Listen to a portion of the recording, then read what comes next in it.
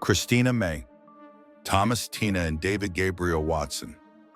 Gabe said yes to each other and exchanged rings on October 11, 2003 in Birmingham, Alabama. Tina was born in Germany on February 13, 1977. In the late 90s, the family moved to the United States to the city of Birmingham.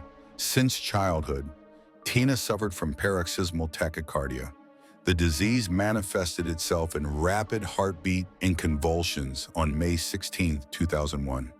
Tina had an operation, after which she stopped complaining about her heart and felt pretty good on New Year's Eve. Tina. At a party, she met her future husband, David Watson. They started dating, after which David asked Tina's father for a blessing and permission to marry her. Her father gave the go-ahead, and on October 11, 2003, the couple got married. A few days after the wedding, Tina and Gabe went on a honeymoon to Australia. Their plans included diving in the Great Barrier Reef in the Coral Sea off the coast of North Queensland. The choice of this place was not accidental. It was Gabe, who had long dreamed of going to the Great Barrier Reef, asked his parents to give him this trip as a gift for his graduation from university. As Gabe's mother told, it was he who infected his wife with this dream, and they decided to spend their honeymoon there. The trip for the newlyweds in the amount of $10,000 was paid for by Gabe's grandmother, and Father Gabe himself was an experienced diver who at that time had more than 9 dives. In 2001, Gabe also completed a course in rescue diving. It is worth noting that Gabe brought Tina to diving by giving her an ultimatum. If you want to see each other on weekends, then you should go diving with me. By the time of their trip, Tina had only 11 dives, and that was only in the pool for the sake of the trip. Tina and Gabe bought new equipment on credit worth $4,000. Subsequently, Tina's instructor, Craig, will say that she has never seen anyone who would be so ill-prepared for a dive. Tina panicked, bringing her to the surface. Tina then admitted that she hates diving, but she does it for Gabe to make him happy. She was probably the most panicked diver I have ever worked with, said Tina's instructor. But with each new dive, Tina got more and more comfortable. Another instructor, Jim LNK, who worked with her, noted that she completed the basic course well. On October 13, 2003, Tina and Gabe arrived in Sydney, where they stayed for a week. They walked around the city, saw the sights, called their relatives. On October 21st, Tina and Gabe flew to Townsville in North Queensland. Later, Gabe would say that the first part of their mid-month was Tina's and the second part was his. Even before leaving the U.S., Gabe contacted company representatives to arrange a dive at the site of the wrecked ship Ingala. The company representative clarified that the couple would not need diving equipment except for air tanks, as they would bring it with them from America. At around 10 p.m. on October 21, 2003, together with other divers, the couple boarded a motorship and left the port of Townsville. The ship left the port at around 11:30 p.m. that same day. There were 12 crew members on board the ship. Volunteer sailor Louise Johnston saw Tina and Gabe getting ready. Later, she would say, the couple looked very awkward. It seemed like they were seeing diving equipment for the first time. Gabe tried to put the regulator the wrong way. He fiddled for a long time. Tina tried to help him, but he was very controlling and she was noticeably nervous. As expected, the diving company staff took written statements from each diver, detailing their diving experiences, gave briefings on the operation of the equipment, safety requirements on board the ship and in the water. Tina and Gabe were interviewed by Wade, the ship's diving director. They were supposed to be interviewed separately, but the director interviewed them together on October 22nd. Tina with Gabe woke up around 6 a.m. At about 7:15 a.m. they were together, had breakfast at 8:30 a.m. They had a dive briefing. A little later, the instructors were the first to dive underwater to set up the line tank. Instructor Louise said that the current was very strong, but did not pose a danger to experienced divers. The visibility of the water was sufficient. The distance fluctuated from 6 to 22 miles. According to the dive plan, they were supposed to dive to the bow point of the sunken ship together with 4 other divers. After a few minutes in the water, Tina and Gabe returned back to the ship. According to Gabe, his computer worn on his wrist began to malfunction. Witnesses recalled that Gabe said that his computer at a depth of 2 MRO began to beep. This was the reason that they returned back in front of the instructors. Gabe opened the battery compartment of the computer, took out and inserted the battery. The opposite way the device worked. Also, eyewitnesses remembered that Tina at this time did not show any signs of anxiety. But on the contrary, there was a positive attitude and complete calm for divers. A dive computer is like a complicated watch that measures not only time and depth, but also gives an idea of how much time you can spend at the current depth and warns if you stay too long and if you ascend too quickly. Some models also record and show the amount of air left in the tank. According to Gabe, when he and Tina returned on board, she complained that she was having difficulty diving and asked for extra weight, which she was given. But this fact has not been confirmed by anyone. Gabe also stated that they were on board for about 10 or 15 minutes, and this was confirmed by instructor David L.M.N., who was on the boat at about 10 a.m. The couple began a second dive. But what is known about what follows from Gabe, no one else could confirm or deny what he said. Tina went down first. This was a good idea because this means that the more experienced diver Gabe can see, the less experienced one below after them. The most experienced person in the Wade Singleton boat went down into the water. Judging by printout from his computer, Gabe by Tina entered the water about 30 seconds before Iwiba dived to a depth of 14 some. Gabe and Tina spent 3 minutes on the dive, during which time they managed to move away from Wade. But according to Gabe, they were in eye contact with him. The couple was at the back of the sunken ship at a depth of 15 miles. When Tina extended her hand to Gabe and gave a sign that she wanted to rise to the surface, Gabe saw the growing panic of his wife, took her hand and tried to help her rise, but first he decided to inflate her life jacket. It was only necessary to press the button that allows you to hold the body and stop further immersion. For this, he released Tina's hand and, realizing that she had started to drown, grabbed her by the belt. At this point, it is worth paying attention. Instead of trying to inflate her life jacket again, he holds her close for some time. Tina's eyes were wide open. She gave signs and at some point hit her husband in the face from the blow. His mask came off and filled with water. He again let go of Tina to adjust his mask. The regulator was not in his mouth, so Gabe grabbed the spare regulator from the police. He claimed that when he later washed his regulators after Tina's death, he discovered that the NS was missing from the main regulator and apparently bounced off the impact during all these manipulations. Gabe let go of his wife's hand. Taking a breath, he looked back and saw that Tina was drowning. Gabe made a short attempt to swim after his wife. His computer showed that he had only descended a couple of meters. Gabe decided not to swim after Tina because, according to him, she was drowning too quickly. Later, all divers will say with one voice that Gabe not only could, but should have pursued Tina. Since they had just started the dive, Gabe had enough air to pursue her to the very bottom. Gabe had every chance of saving his wife. Gabe's computer showed that when he began to surface, his breathing was learning to attract their attention. However, for some reason, they did not see his attempts when telling about what happened at the bottom. Gabe claimed that he turned to the diver. Asian appearance investigators questioned all the divers, including 2 Asian appearance, Mr. Kim and Ms. Zhang. However, none of them confirmed Gabe's words. One of the divers commented on Gabe's actions as follows: "Not only did he not pursue his wife to the very bottom, he did not risk his life in principle." The police conducting the investigation claimed that he did not rise quickly at all, since Gabe's computer printout did not have the status of a violation. That is, he, as expected, made a mandatory decompression stop and did not surface quickly. When Gabe came to the surface, 2 Mr. Brian and Craig remained on the ship. They called an ambulance rescue team by radio.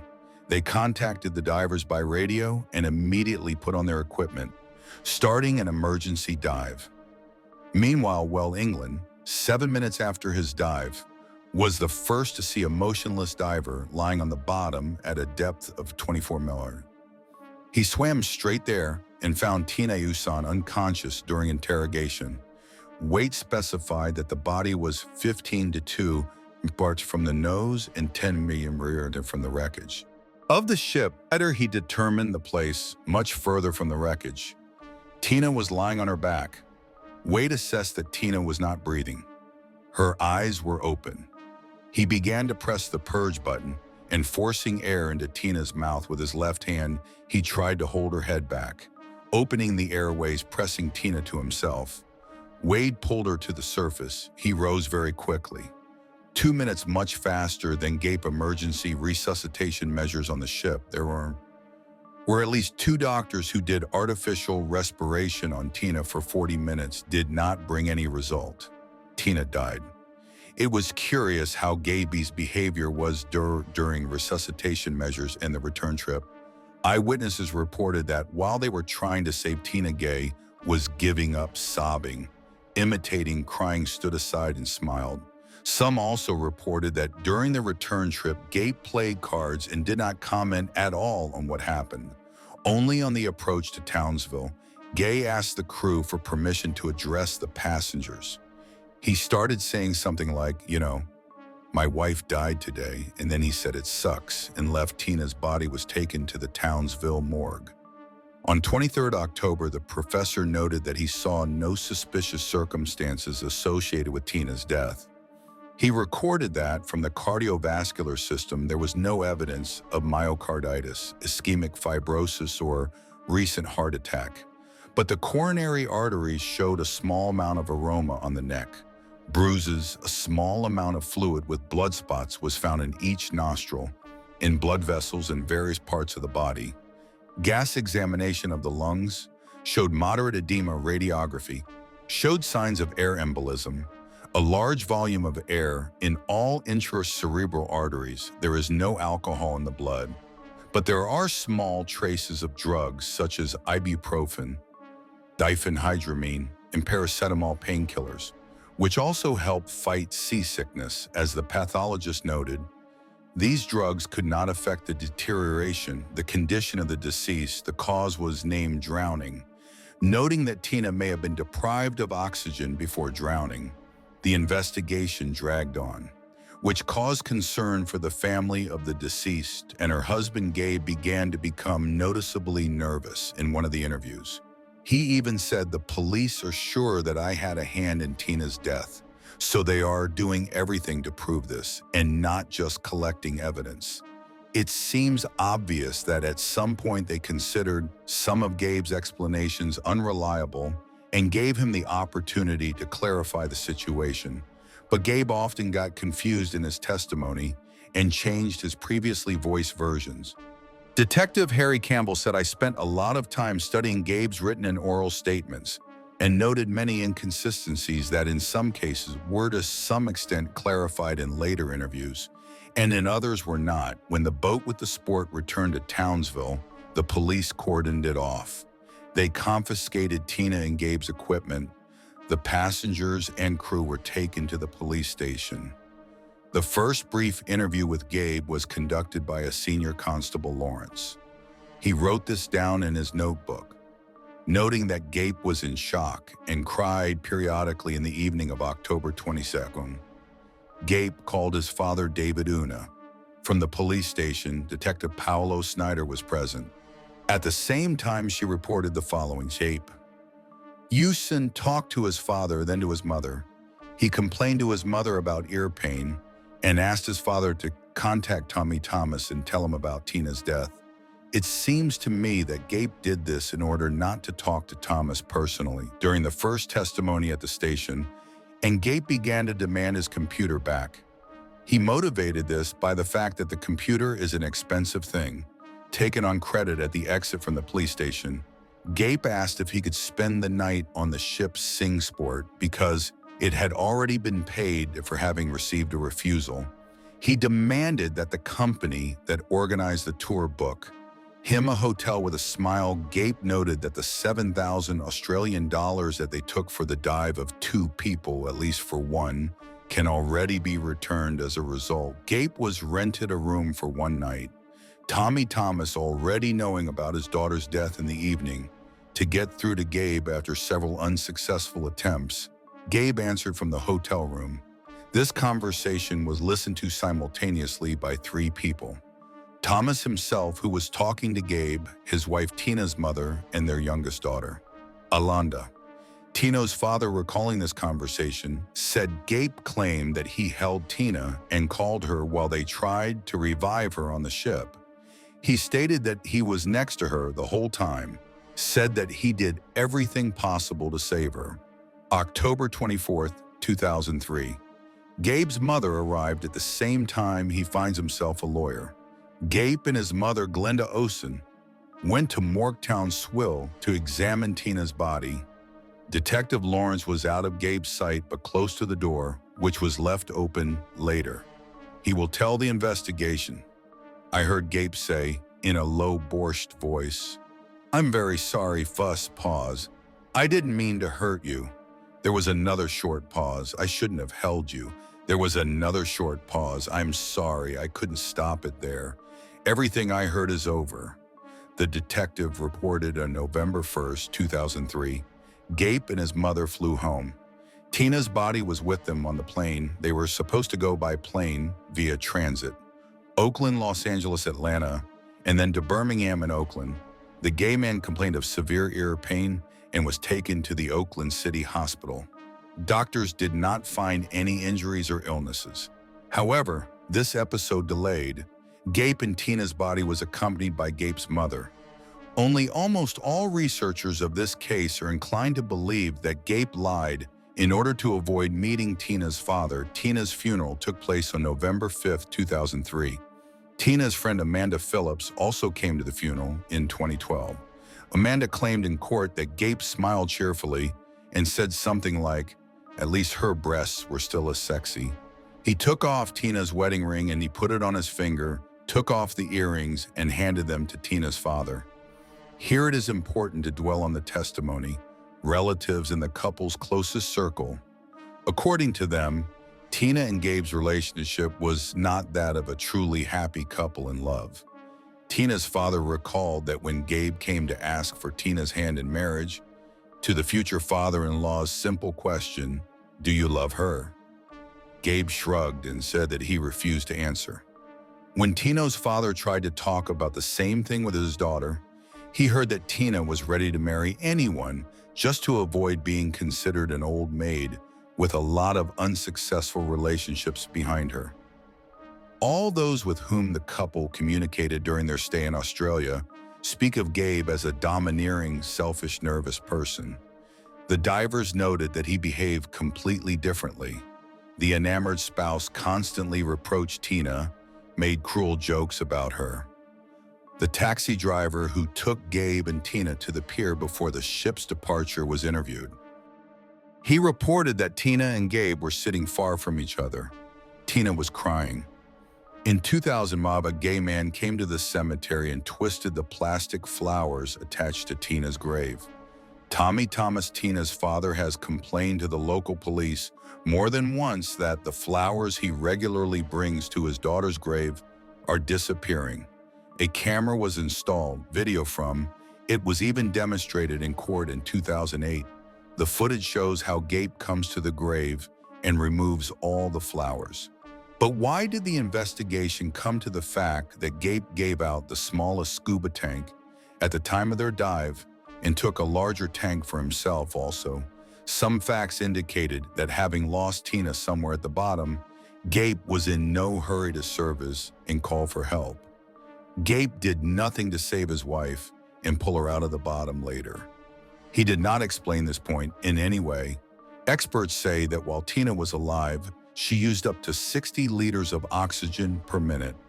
This indicates a large Pawnee. Experts believe that at some point Gabe temporarily turned off Tina's oxygen supply in the first 3 minutes when they descended to the surface, and swam to the wreckage of the ship. He could not do this because he could have been noticed by Wade, who was only a few meters away behind in the end. November 28, 2008. Gabe was formally charged. A warrant was issued for the arrest of the accused on June 5, 2008. A trial was held. Gabe pleaded guilty to the death of Tina. Due to negligence, Yuson was sentenced to 12 months in an Australian prison. In October 2009, the Australian Court of Appeal extends the prison term to 18 months. November 11, 2020, Gabe returns to the United States from an Australian prison. A retrial is scheduled in America. February 13, 2010, in a Birmingham court, Gabe is charged with the death of Tina. In the first degree, the prosecutor insisted on the version that the crime was planned and the motive was quarrels and the desire to cash in an insurance policy. The investigation stated that Gabe had planned the honeymoon and the crime in advance. Gabe forced Tina to start scuba diving lessons. Gabe was confused in his testimony about what happened at the bottom and never presented a single one. Gabe planned the crime for monetary gain insurance payments and asked Tina to make him a beneficiary in case anything happened to her. In addition, Gabe took Tina's expensive wedding ring and all her things and sold them later. Monetary benefit. Gabe was trained in drowning rescue but did not take any steps to save his wife. Mr. Barnaby, one of the doctors who tried to resuscitate Tina, told us that we were surprised that she had no water. If someone is underwater and drowning, they usually have water when they inhale. It looked as if Tina had simply suffocated. The crew members present during Tina's resuscitation said almost the same thing. Gabe Watson surfaced and reported that his wife had drowned and, without waiting for the results of her search, went into the cabin. Then he was no longer near his wife but hung around nearby. Watson approached Jenya only after her death was confirmed. During the last trial, Gabe was given the floor. Perhaps I am to blame for the fact that I did little to save her, but I console myself with the fact that I did what I did.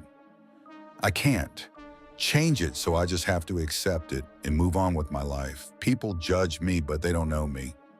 The worst thing was when I boarded the ship after failing to save my wife. It was the worst thing in my life. I didn't know what was happening to Tina. I only saw fear in her eyes, and then I found out about the criminal prosecution. I will never forget that moment when the lawyer told me I was being accused of a crime. I spent an insane amount of money, more than $500,000, on lawyers' examinations and so on. And I am being accused of wanting to get insurance payments.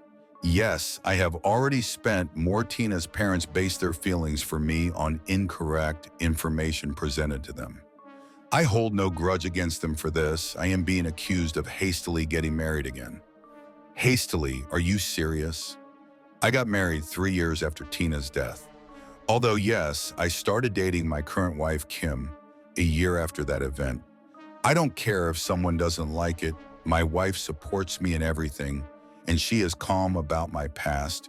She knows that Tina and I are crazy, loved each other, and allows me to keep her photos and videos. I am accused of anger and aggression towards Tina. Talk to my friends with my wife, Kim. I am not angry. I am an ordinary and normal person who dreams of living a long life. The final verdict of the jury was not guilty due to insufficient evidence. The charges against Gabe were dropped. He currently lives with his wife, Kim, in Birmingham.